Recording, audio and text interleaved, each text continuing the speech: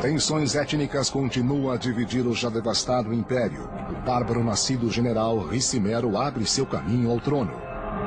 Com fome de poder, ele mata qualquer um que fica em seu caminho, incluindo seus amigos mais próximos.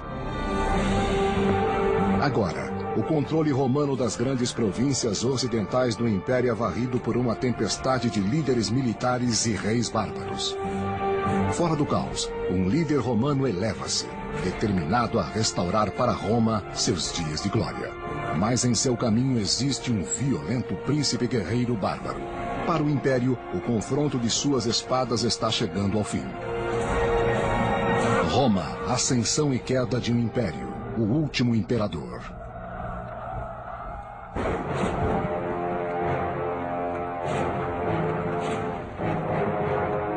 Por volta do século V d.C., depois de centenas de anos de constante guerra, o Império Romano Ocidental é uma mera sombra do que era antes. O Império estava em plena crise. Havia pressão crescente dos bárbaros que queriam herdar o Império. E, acima de tudo, havia uma tremenda pressão financeira. O Império não estava gerando rendas que permitissem manter suas forças militares fortes e sua infraestrutura em ordem. Sem um exército bem armado, Roma está impotente contra a maior força bárbara que o Império já havia visto, os hunos, chefiados por seu feroz líder Átila. O cronista do século V, Calínico, descreveu suas crueldades. Os bárbaros hunos tornaram-se tão grandes que mais de 100 cidades foram capturadas. E havia tantos assassinatos e sangrias que os mortos não podiam ser contados. Os hunos, uma tribo nômade do leste, devastaram o pouco que havia restado do Império. O fato é que não existe mais o Estado no Ocidente. O Oeste se dissolveu.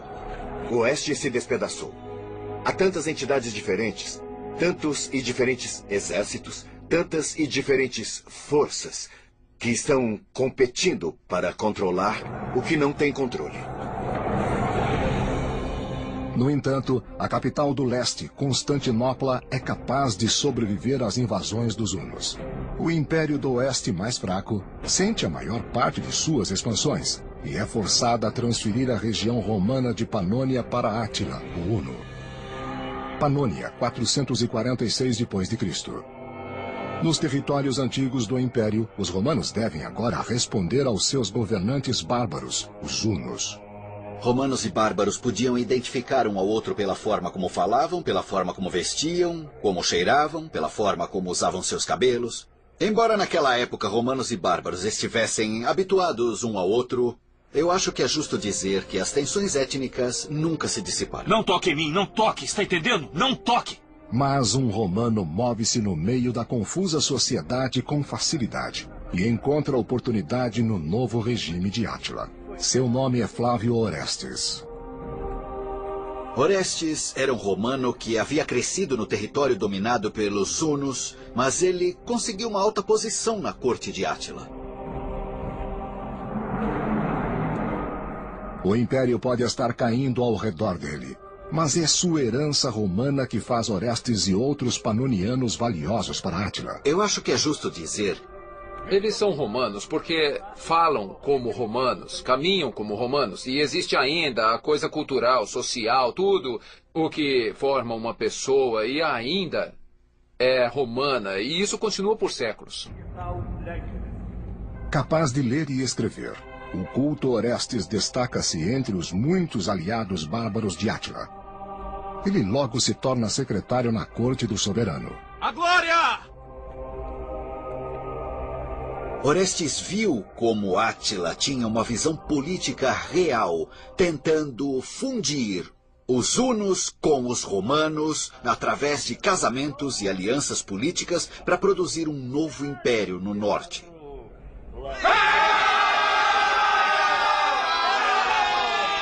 Tendo contato diário com Átila, o huno, Orestes experimenta em primeira mão como a justiça bárbara pode ser cruel. Sua sensibilidade romana é facilmente ofendida. Eu acho que é justo dizer que existia o que nós chamamos de tensão étnica entre bárbaros e romanos. Eles enfrentaram um problema similar ao problema que enfrentamos hoje. Esses povos diferentes, de culturas diferentes, precisavam trabalhar juntos de maneiras importantes. Eles queriam se tornar como o outro, mas existia tensão entre eles.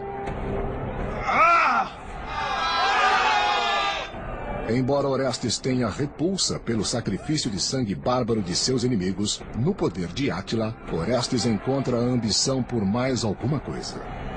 Quando Orestes serviu na corte de Átila, ele foi capaz de ver como esse líder estava organizando uma nação do nada. E eu acho que Orestes, acima de tudo, teria aprendido que existe uma possibilidade real de ver um novo tipo de mundo romano. Um liderado por um rei que conseguia fundir as forças bárbaras e romanas para restabelecer a glória de Roma da forma que teria sido na época de seus fundadores, os reis. A glória! Orestes pode ser governado pelos bárbaros, mas ele sempre será um romano e sempre irá pensar em si mesmo e em seu povo como superiores. Ele deseja restituir o império, um dia grande, às suas raízes romanas. Em 453 d.C., o reinado de Átila chega a um fim inesperado em sua noite de núpcias, logo causando o colapso dos poderosos hunos e seus aliados bárbaros. Sua noiva o encontra morto. Apavorada de ser acusada de matar Átila, sua noiva passa a noite toda perto do cadáver. O historiador do século VI, Jordanes, escreveu: Ele caiu, não por ferida ao inimigo, não pela traição. Feliz em sua joia e sem dor.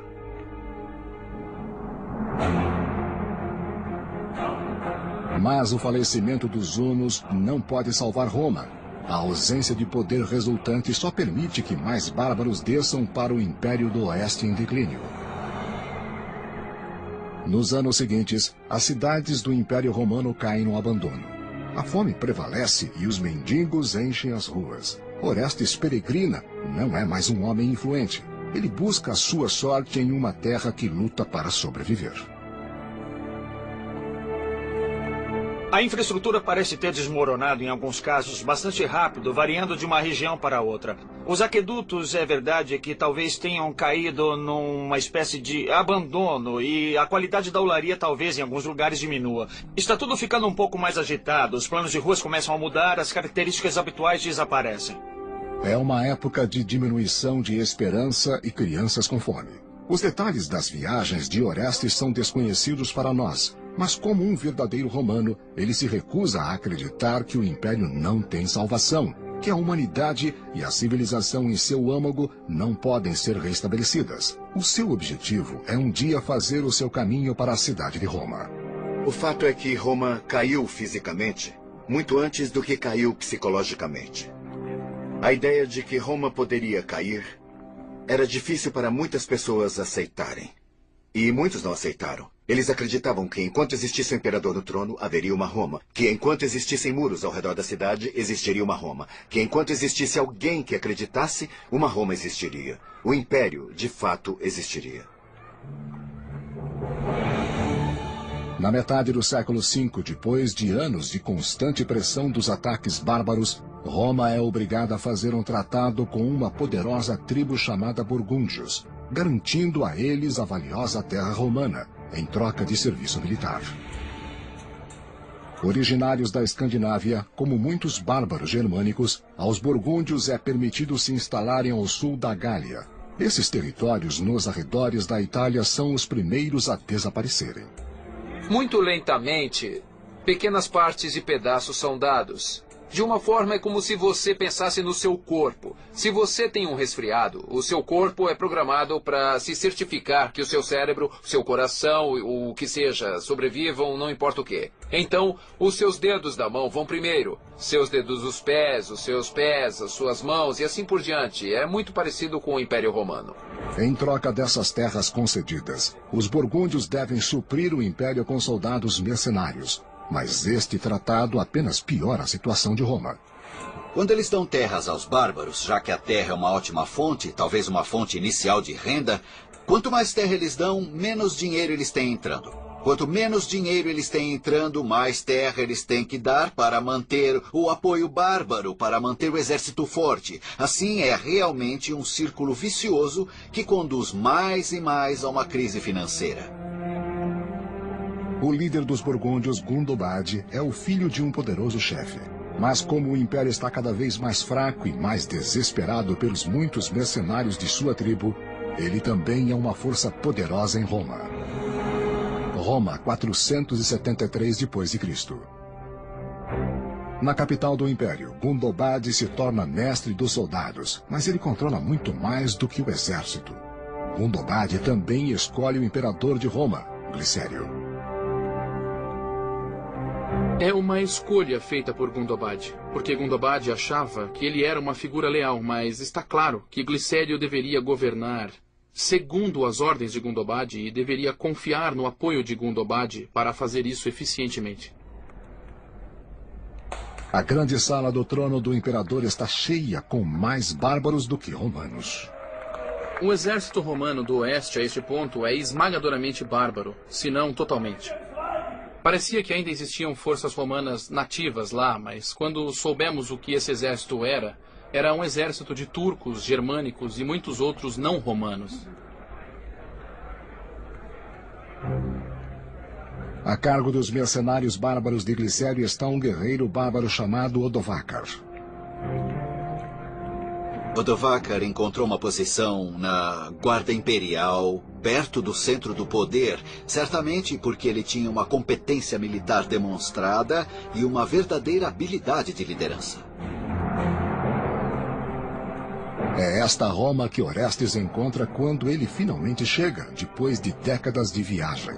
Até o seu primeiro encontro com Odovacar, ele não pode saber quão profundamente o Império mudou desde seus dias de glória.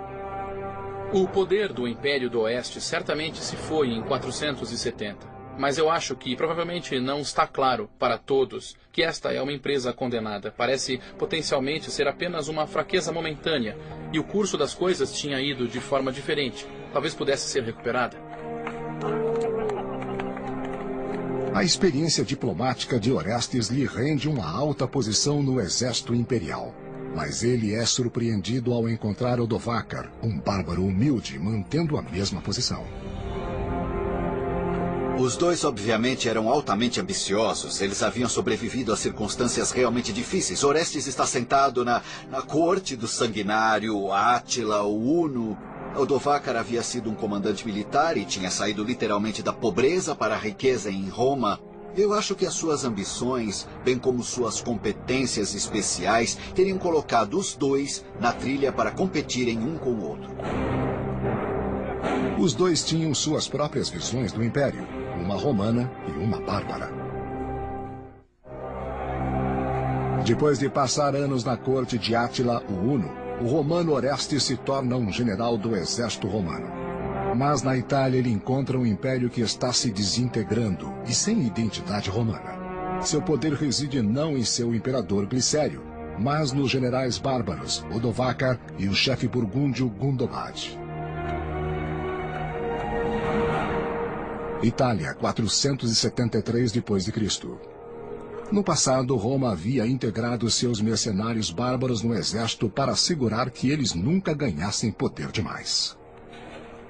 O que acontece no século V é que eles ficam como grupos germânicos. Eles têm de manter suas próprias roupas, sua própria comida, sua própria cultura, sua própria estrutura administrativa, a estrutura política, a estrutura militar, e é bizarro, mas eles não estão romanizados. E agora, os guerreiros de Gundobad apresentam a mesma posição que seus contemporâneos romanos no exército do imperador Glicério. O exército à disposição de Glicério, meio que basicamente o que Gundobad tinha à sua disposição, seria uma formação misturada, sem dúvida compreendendo alguns burgúndios, mas muitos outros grupos também. Mas juntos formam o que era o exército na Itália. No caso do exército romano, parecia existir com certeza tensões, às vezes, entre bárbaros que estavam servindo e romanos que estavam servindo. Romanos que sentiam isso porque era um exército romano e que suas capacidades de liderança deveriam ser reconhecidas, ao passo que os bárbaros deveriam ser desqualificados porque eram bárbaros. Uma vez unificado, o poder militar romano está perdido conforme a violência explode dentro das fileiras, dividindo o exército contra si mesmo. O general Orestes, uma vez tão hábil na diplomacia, logo descobre que até mesmo ele não tem poder contra isso.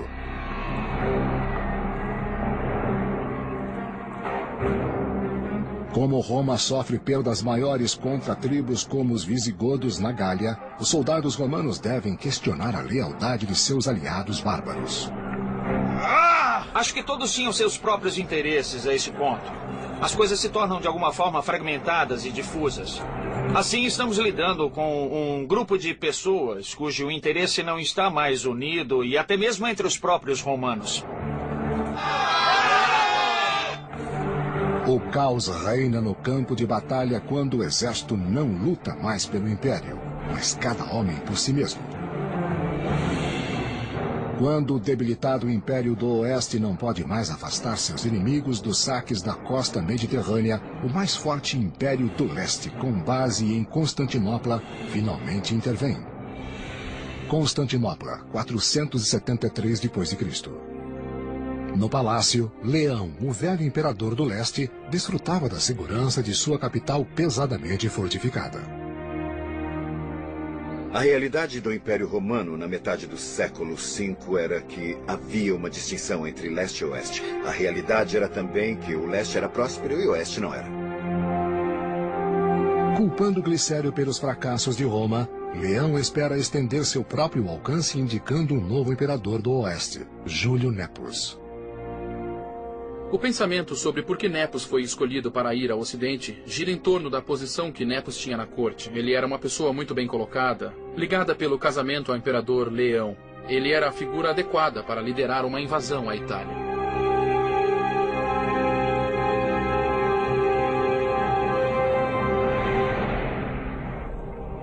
Em 474 d.C., Nepos reúne um exército e lidera suas tropas para fora da Constantinopla, com destino à Itália. O leste vai buscar inserir e reafirmar sua influência no oeste e encontrar um candidato que possa depor Glicério. Sua reação não é surpreendente. Como imperador indicado recentemente, Nepos tem muita coisa para provar e ainda mais para perder, se ele fracassar em retirar o Império do Oeste dos bárbaros. Como o exército de Nepos sai de Constantinopla, o imperador do Oeste, Glicério, deve preparar seu próprio exército para conter o ataque em Roma. Mas quando Glicério ordena a Orestes e Odovacar para prepararem suas tropas para a batalha, ele encontra, logo no início, o problema da lealdade bárbara.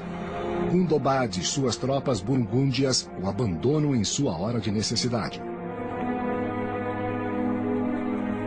O que acontece é que Gundobad abandona sua posição para voltar e se tornar rei dos burgúndios, o que era muito mais divertido do que ser generalíssimo de Glicério.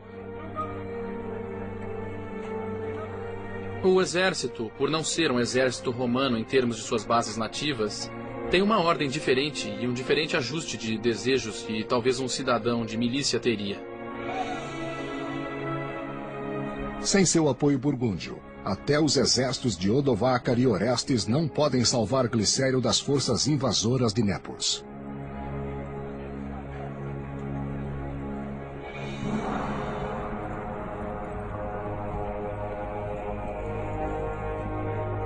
Nepos chega mais perto de Roma. Glicério e seus comandantes sobrevivem, não pela batalha, mas suplicando por piedade. E então Glicério encontrou-se em uma situação onde ele realmente não poderia esperar apoio militar a não ser dos bárbaros contratados ou de suas tropas locais. Então, quando o Império do Leste manda Nepos tomar posse, Glicério toma a única decisão racional. Ele se rende sem lutar. Nepos, tendo vindo para a Itália para tirar o sanguinário Glicério do poder, agora poupa a vida dele. Você se rende? Nepos queria uma aparência de legitimidade. Ele se tornaria imperador com o apoio do imperador do leste e a aprovação e o consentimento do imperador do oeste, que se afastaria porque reconheceria que Nepos era o melhor homem para o trabalho. Ele ordena que Glicério seja nomeado bispo e o envia ao exílio longe de Roma. Em junho de 474 d.C., quando Nepos é coroado imperador do Oeste, ele é enaltecido por Orestes e Odovacar. Sendo igualmente ambiciosos, os dois homens transferem sua lealdade para o novo líder imediatamente. Orestes, sendo romano, também tem uma ideia de que existe ainda uma Roma. E ele ainda pode proteger Roma. No caso de Odovacar, parece haver um reconhecimento de que Roma não existe mais. E então o que acontece é que temos dois homens muito capazes, no exato momento quando uma decisão é tomada, para ver se Roma irá deixar de existir.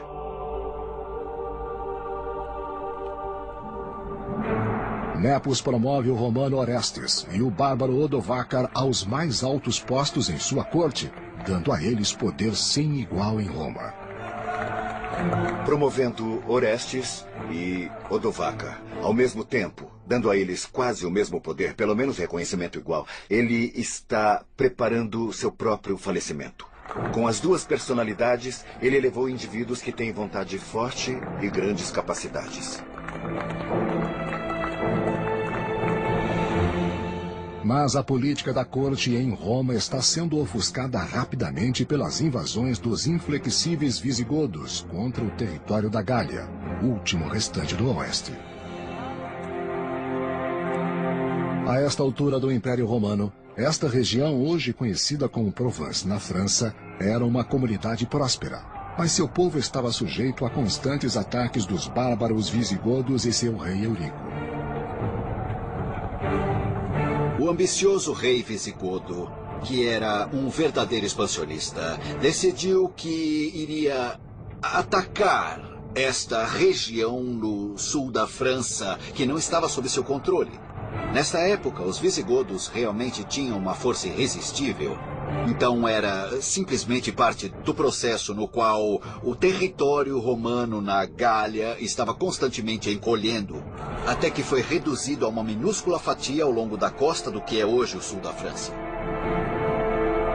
Os sanguinários guerreiros visigodos devastam as vilas de Provence, não demonstrando piedade para com os indefesos cidadãos romanos. Leão, o imperador do leste, envia Júlio Nepos para Roma como novo imperador do oeste. Nepos está contando com seus dois comandantes, o bárbaro Odovacar e o romano Orestes. Mas mesmo com o apoio deles, o Império Romano está em terrível perigo. Os bárbaros visigodos invadem o sul da Gália, forçando a escassa legião romana da fronteira a entrar em batalha. Os soldados imperiais, mal armados e despreparados, não são páreo para os visigodos. Os visigodos parecem melhor organizados. Seu reino parece ser mais forte, eles parecem ser capazes de mobilizar mais forças, e as forças parecem ser mais capazes de lidar com qualquer eventualidade que ocorra na guerra. A luta é violenta, a batalha é esmagadora, algo deve ser feito.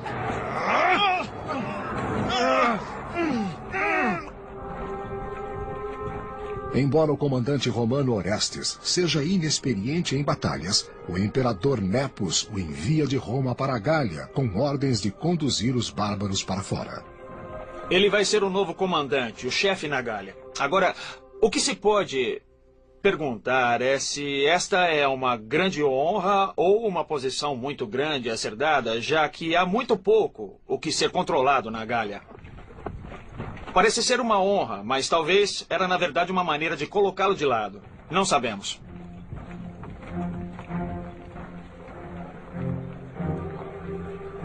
Mas em seu campo, na fronteira italiana, o antigo diplomata Orestes experimenta pela primeira vez a estratégia militar, esperando deixar inativos Odovacar e o novo imperador Nepos.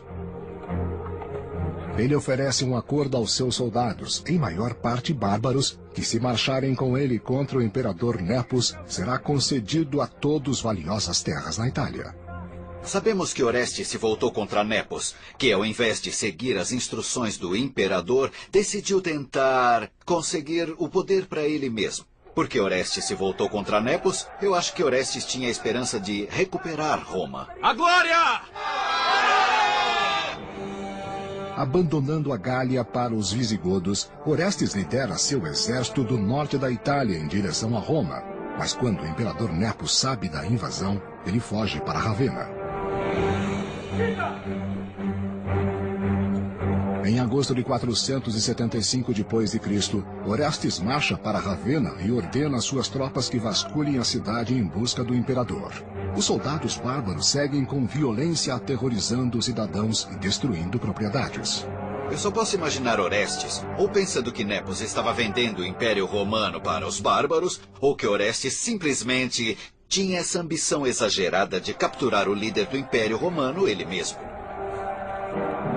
Mas mesmo sob a ameaça de morte, ninguém revela o esconderijo do imperador.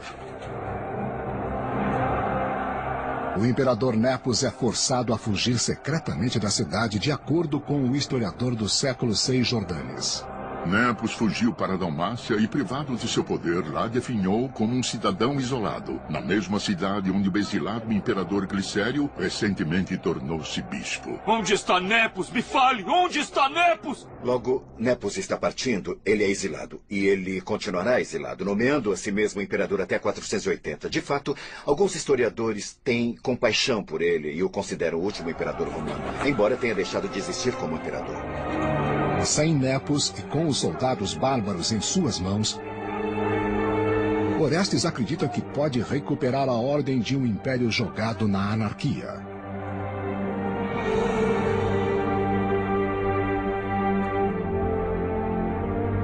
Em uma surpreendente reviravolta, Orestes não toma o trono para si mesmo, mas ao invés disso nomeia imperador seu jovem filho Rômulo Augusto.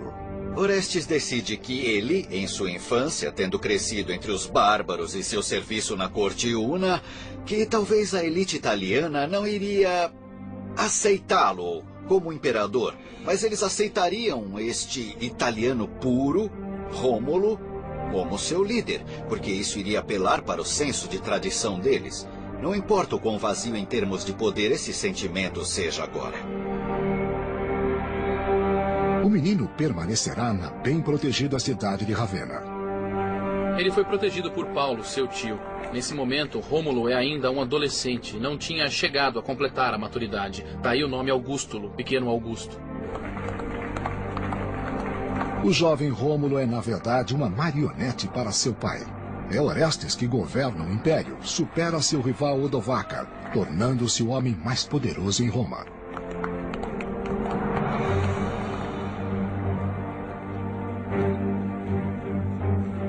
Envolvido pelo orgulho, Orestes ignora seu débito para com os soldados bárbaros. Depois de sobreviverem e cumprirem o acordo, exigem seu pagamento em terras italianas. Só queremos terra. É só isso que queremos. Esses caras querem se estabelecer na Itália, no território italiano, na terra dos senadores italianos. E Orestes é romano o suficiente para saber que isso não vai dar certo, então ele diz não. Vocês não terão terra, estão entendendo? Ouça o que eu estou dizendo. Orestes não podia pagar os soldados. E para os soldados, a razão para ter um imperador era para pagá-los. Assim, quando Orestes, o poder por trás do trono de seu filho, não pode surgir com o dinheiro que eles querem, ou não pode surgir com as terras que eles exigem, então existe apenas uma resposta: eliminar aquele imperador e arranjar outra pessoa que possa dar a eles o que eles querem. Com a ajuda de seus guardas, Orestes é capaz de fugir do caos, mas ele subestima o poder do exército bárbaro, agora mergulhado na vingança.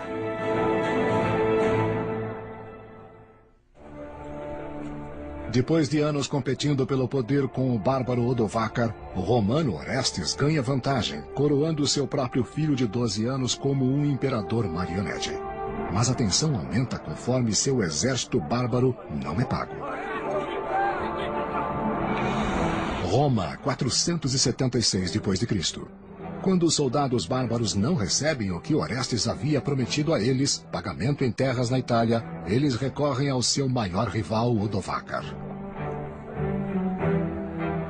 Então os soldados tomaram uma decisão perfeitamente racional, seguir outra pessoa, nesse caso Odovacar, que eles achavam que teria uma chance melhor de satisfazer suas exigências. Odovacar era um bárbaro, e eles esperavam que ele não teria quase nenhum escrúpulo em dar a eles terras ou dinheiro ou o que precisassem, independentemente de onde tenha vindo, para deixá-los felizes. Nós temos um acordo. Os soldados fazem a Odovacar uma oferta que ele não pode recusar. Eles recorrem a ele e dizem, se você pode conseguir nossas terras, faremos de você rei. O que lhe parece? Oh, isso parece muito bom. Assim eles saem e ele parece ser um líder deste tipo de confusão de povos germânicos neste suposto exército romano. Juntos, eles começam a colocar em colapso todo o poder romano no Império. Odovacar irá agora saborear a vingança que ele busca contra Orestes, que se atreveu a usurpar seu poder em Roma.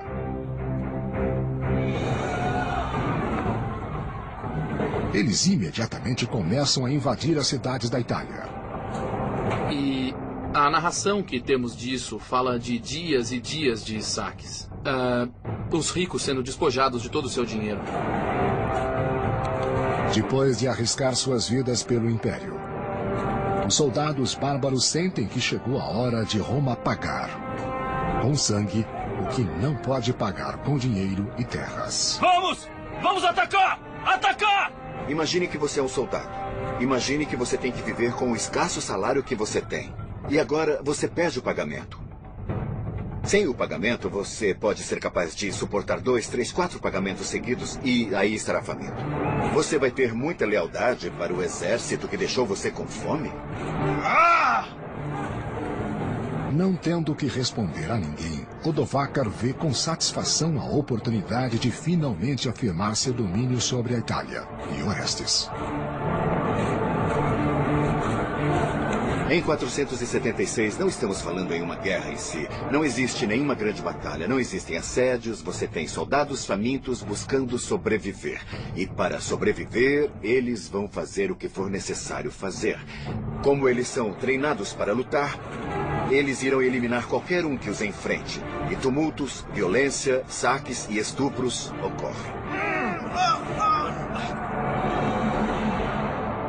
Com Odovacar se aproximando, Orestes deixa seu filho, o jovem imperador Rômulo, em Ravenna, sob os cuidados do tio do garoto, Paulo, enquanto escapa para Ticínio, no norte da Itália. Orestes é forçado a buscar refúgio de Odovacar e suas tropas em Ticínio, que é a moderna Pávia. Sabemos por um texto que o bispo da Pávia dá a Orestes refúgio na cidade. Mas nem mesmo a casa de Deus pode protegê-lo das forças bárbaras. Orestes é forçado a fugir conforme Odovacar e seus homens destroem a igreja, desesperados para eliminá-lo. Roubem tudo! O bispo teve os donativos roubados. Todo o dinheiro que ele havia arrecadado para ajudar os pobres foi roubado pelas forças de Odovacar. Eles também queimaram edifícios, incluindo a igreja. Conforme a igreja se consome em chamas, assim também se consomem as visões de Orestes de renascer o Império. Odovacar não se importa com a perpetuação de Roma. De fato, é uma realização para ele que, em breve, aquela Roma não exista mais. Mas qual é o seu papel? Que poder ele tem?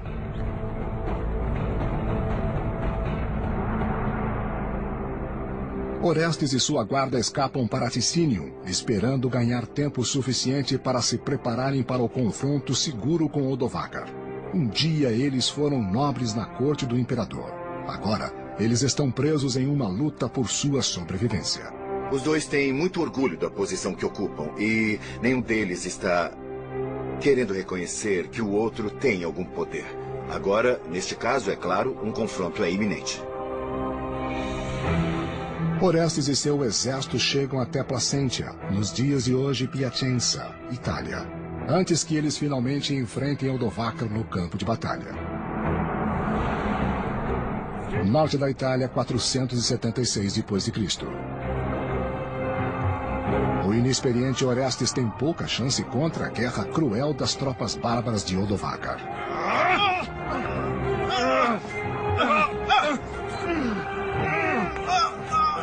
Teria sido barulhenta, caótica, sangrenta, violenta, poeirenta, o que é até moral. Foi mais do que um treinamento. Quando tudo aconteceu, estava no coração quem ia ganhar e quem ia perder.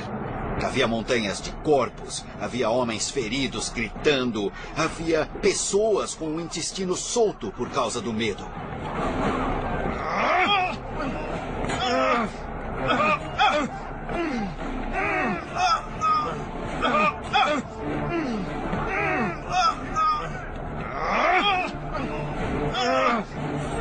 Existia algo ainda simbólico sobre os impérios. Isso desde que os últimos suspiros do poder imperial pudessem ser mantidos por uma pessoa que acreditasse que o império pudesse ser recuperado por eles. Eles pensaram que o império ainda existiria ou que eles poderiam salvar o império. Sabemos, como historiadores agora, que eles estavam enganados. Não importa o quanto seja tolo, Orestes se recusa a admitir a derrota. Quando o general romano Orestes não cumpre sua promessa de terras para suas tropas bárbaras, ele sofre uma revolta liderada pelo seu rival, o general bárbaro Odovacar. Agora lutando em um campo de batalha perto de Placentia, Itália, os dois adversários competem por supremacia, como um dia eles fizeram na sala do trono do imperador em Roma. Odovacar e Orestes são os dois mais importantes indivíduos no Oeste. Sobre seus ombros está o futuro de Roma, e um tem que concordar com o outro. Deve existir algum tipo de compromisso. Caso contrário, haverá violência. E isso é de fato o que acontece. É uma luta violenta até a morte, e no final da batalha, como no Império, os romanos finalmente sucumbem aos poderosos bárbaros.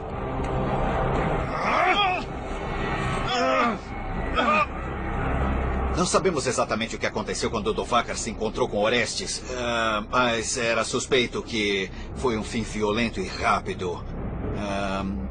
Não haveria nenhum tipo de cerimônia elaborada, não haveria nenhum tipo de funeral elaborado. Orestes estava para desaparecer. Tenho certeza que sua execução foi rápida, silenciosa e total. Vitorioso, Odovacar e suas tropas marcham para Ravenna em direção do único negócio inacabado: o jovem filho de Orestes, o último imperador romano do Oeste. O imperador de 12 anos, Rômulo Augustulo, e seu tio Paulo não sabem da morte de Orestes e não estão preparados para o ataque assassino dos homens de Odovacar. Quando Odovacar vem para Ravenna, Rômulo não é capaz de lutar muito, mas Paulo, que está encarregado pela proteção de Rômulo, planeja fazer isso e tenta proteger seu sobrinho. As forças de Odovacar então matam Paulo e se movem contra o imperador menino, Rômulo Augustulo. Aterrorizado, o menino foge assim que seu tio é assassinado. O último imperador romano, preso como um animal atordoado, não pode se esconder da lâmina do bárbaro. Não há fuga. Rômulo é um mero testa de ferro, então não há razão, em essência, para Odovacar fazer alguma coisa com ele. O guerreiro implacável faz uma escolha surpreendente. Ele poupa a vida do menino e o manda para o exílio. Salvando a vida dele, Odovacar pode mostrar sua clemência e pode mostrar aos romanos que ele pode se comportar de uma maneira que apenas um soberano deve se comportar. No verão de 476 d.C., Odovacar se torna o primeiro governante bárbaro da Itália. Odovacar é agora rei. Agora ele não é rei da Itália, ele não é rei do Império Romano, ele é apenas rei desses caras. Só deste pequeno bando heterogêneo de seja lá o que formava o exército romano naquele momento. Odovacar é rei, não imperador, porque o Império Romano está oficialmente morto. Apenas um pouco mais de 500 anos depois de seu nascimento em 27 a.C. É realmente o fim do imperador romano no Oeste. Agora eu acho que vai existir um rei no Oeste. Ainda existe um imperador romano no Leste. Mas o Leste não tem controle efetivo sobre o Oeste. Em um senso político real, as coisas mudaram fundamentalmente. As notícias da queda de Roma chegam rapidamente até o novo imperador do leste, Zeno, em Constantinopla. Os mensageiros chegam confirmando a notícia que o leste temia receber há anos. Eles carregam os últimos vestígios do deposto imperador menino Rômulo Augusto. A última coisa que Odovacar tem de obrigar Rômulo Augusto a fazer antes de formalmente deixar o trono romano é enviar uma mensagem em nome do Senado ao imperador, expressando a ordem da autoridade imperial a Constantinopla com a palavra de que nenhum imperador é necessário no oeste. Com um rei bárbaro governando a Itália, os símbolos restantes do poder romano não são mais necessários. Sabemos que Odovacar proclamou publicamente que ele não iria usar as túnicas roxas e as coroas douradas que simbolizavam o imperador romano na época. Ele iria deixar isso de lado. Odovacar era algo novo. Ele era um rei no oeste e não um imperador. As túnicas e coroas e as joias do império agora pertenciam ao imperador do leste. Mas nas mãos dele, elas não simbolizam mais o poder e o prestígio, apenas fracasso e perda. De volta à Itália, as famílias dos soldados bárbaros finalmente recebem as terras pelas quais eles lutaram. O oeste agora está completamente em suas mãos. Está claro que Odovacar defendeu o que ele tinha acordado com seus soldados. Ele manteve a sua promessa. Ele deu a eles o que era devido a eles e foi um homem de palavra para aqueles que o apoiaram. Para o Império, a imigração e a invasão de terras provaram ser mais poderosas do que aquelas dos guerreiros e das máquinas de guerra. Roma tornou-se forte no começo, porque ela tomou aqueles que estavam fora. Isso quer dizer, encorajou a imigração. Mas no fim, quando os bárbaros chegaram em quantidade e queriam fazer parte do Império Romano, por razões complicadas, os romanos foram incapazes de recebê-los da forma como tinham feito antes. Essa falha em fazer da imigração uma fonte positiva de força foi realmente uma das principais razões para a destruição do Império Romano.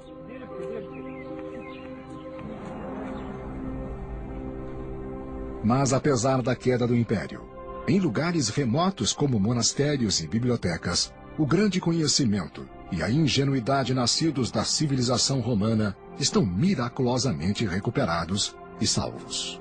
A ideia de Roma durou porque naqueles onde ainda havia uma ênfase na aprendizagem, na educação e nos livros, eram romanitas e os clássicos da literatura romana e cultura, que eram vistos como a fundação de uma vida civilizada. O Império Romano deixou um enorme legado para nós, certamente no Oeste. Tantas instituições, tantas tecnologias, as próprias línguas que falamos, que estão tão marcadas por alguma influência romana, está tudo à nossa volta. Nós simplesmente não podemos escapar do legado romano, não importa o quanto tentarmos. E é por isso que importa.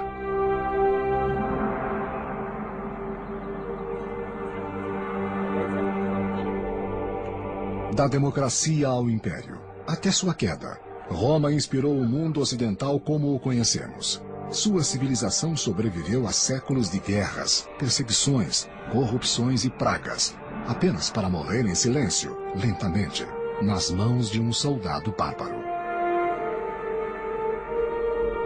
Existe um romantismo ao se tratar da queda de Roma, ao se tratar do Império Romano como um todo. Ele certamente foi uma parte muito importante da formação do mundo moderno. Mas pense bem, isso foi há cerca de 1500 anos. Por que deveríamos ainda achar importante? Eu acho que a resposta é muito simples. Devemos achar importante porque em Roma estão depositados todos os maravilhosos aspectos da humanidade. E todos os terríveis aspectos da humanidade. E se nós os estudarmos, os entenderemos.